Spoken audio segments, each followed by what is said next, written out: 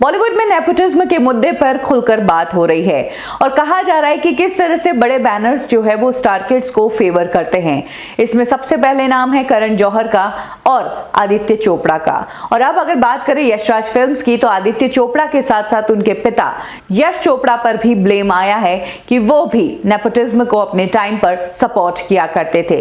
यह खुलासा किया है वेटरन एक्टर रंजीत ने। उन्होंने कहा है कि नेपोटिज्म के मुद्दे पर बात आज हो रही है, लेकिन ये नेपोटिज्म 70 और 80 के दशक से चलता आ रहा है। इसका एग्जाम्पल देते हुए उन्होंने जिक्र किया 1981 की फिल्म सिलसिला का। उनका कहना है कि इस फिल्म की जो स्टारकास्ट थी वो नेपोटिज्म, फेवरेटिज्म और ग्रुपिज्म के कारण ही बदली गई थी। जी हाँ, रंजीत ने एक इंटरव्यू में बताया है कि सिलसिला फिल्म में पहले की जो स्टारकास्ट थी वो बिल्कुल चेंज थी।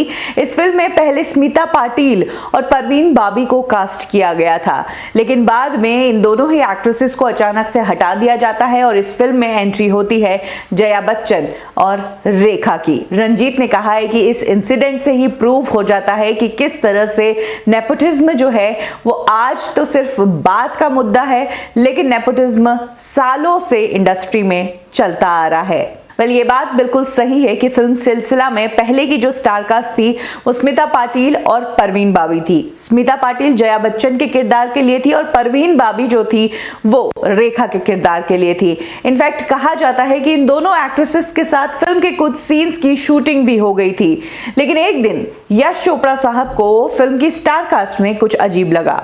उन्होंने अमिताभ बच्चन से पूछा और कहा कि क्या तुम्हें ये स्टारकास्ट ठीक लग रही है? तब अमिताभ बच्चन ने यश चोपड़ा से पूछा कि आप क्या सोच रहे हो?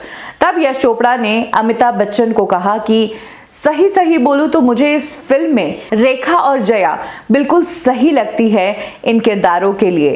सब जानते हैं कि जहां जया बच्चन अमिताभ की वाइफ थी, वहीं अमिताभ के रेखा से भी काफी गहरे रिश्ते थे। इन दोनों ही एक्ट्रेसेस को इस फिल्म में लाना कोई बड़ी बात नहीं थी, लेकिन उससे बड़ी प्रॉब्लम यह थी कि अब जो एक्ट्रेसेस है परवीन बाबी और स्मिता पाटिल जो इस फिल्म की शूटिंग शुरू कर चुकी है, इस फिल्म के गेटअप में है, मेकअप और कॉस्ट्यूम लगा रखा है, इन एक्ट्रेसेस को इस फिल्म के लिए मना कैसे किया जाए। इस पर अमिताभ और यश चोपड़ा ने दोनों ने डिस्कशन किया। फाइनली स्मिता पाटिल और परवीन बाबी को फिल्म सिलसिला से तब निकाला गया जिस वक्त वो इस फिल्म के एक सीन की शूटिंग कर रही थी। दोनों ही कॉस्ट्यूम और मेकअप लगाकर थी, तभी इन्हें इस फिल्म से हटा दिया गया और उसके बाद एंट्री की गई जया बच्चन की और रेखा की। कहा जाता है कि जया बच्चन तो इनिशियली इस फिल्म को करने के लिए तैयार नहीं थी और उन्होंने फिल्म की एंडिंग में चेंजेस डिमांड किए थे। उन्होंने ही फिल्म की एंडिंग को चेंज करवाया था और ये डिसीजन लिया था कि लास्ट में अमिताभ बच्चन जया के पास लौटने चाहिए। यश चोपड़ा को जया को कास्ट करने के लिए उनकी इस शर्त को मानना पड़ा और फाइनली इस तरह से जया बच्चन और रेखा की एंट्री हुई इस फिल्म में और परवीन बाबी और स्मिता पाटिल को इस फिल्म की शूटिंग के सेट से ही हटा दिया गया।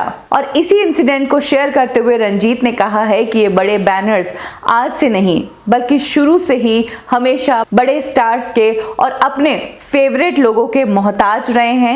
यही कारण है कि इनकी फिल्मों में काम वही लोग करते हैं जो इनके फेवरेट होते हैं, जो कहीं ना कहीं इनके ग्रुप में होते हैं और इनकी बात को सपोर्ट करते हैं। हालांकि फिल्म सिलसिला आज तो कल्ट मानी जाती है, लेकिन उस टाइम ये फिल्म फ्लॉप हुई थी। आपको क्या लगता है, अगर इस फिल्म की स्टारकास्ट में रेखा और जया की जगह स्मिता पाटिल और परवीन बाबी होती तो क्या इस फिल्म का बॉक्स ऑफिस रिजल्ट थोड़ा बदला हुआ होता, कुछ अच्छा होता? कमेंट सेक्शन में जरूर शेयर करें। बॉलीवुड ठिकाना पर अभी के लिए बस इतना ही। सब्सक्राइब करें।